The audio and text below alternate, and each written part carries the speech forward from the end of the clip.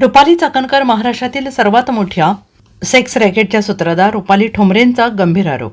राज्य महिला आयोगाच्या माजी अध्यक्ष रुपाली चाकणकर या महाराष्ट्रातील सर्वात मोठ्या सेक्स रॅकेटच्या सूत्रधार असल्याचा सनसनाटी आरोप राष्ट्रवादी काँग्रेसच्या नेत्या रुपाली ठोंबरे यांनी केला आहे.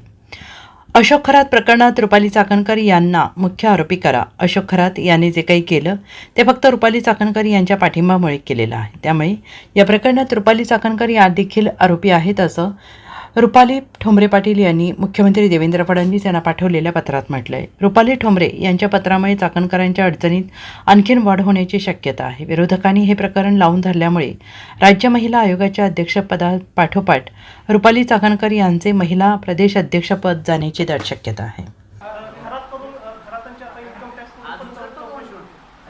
हो होणार, कारण का 400, 500, 800 कोटी एवढी मालमत्ता एखादा रिटायर कर्नर कुठून आणतो?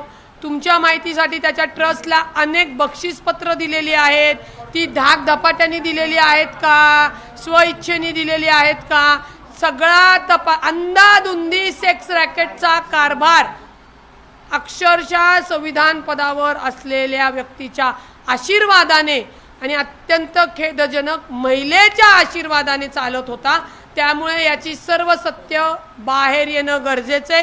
ज्यांचे धाकधपाटा देऊन प्रॉपर्ट्या बक्षीसपत्र करायला लावले असेल तर तेही त्यांना त्यांच्या परत मिळणं गरजेचं आहे.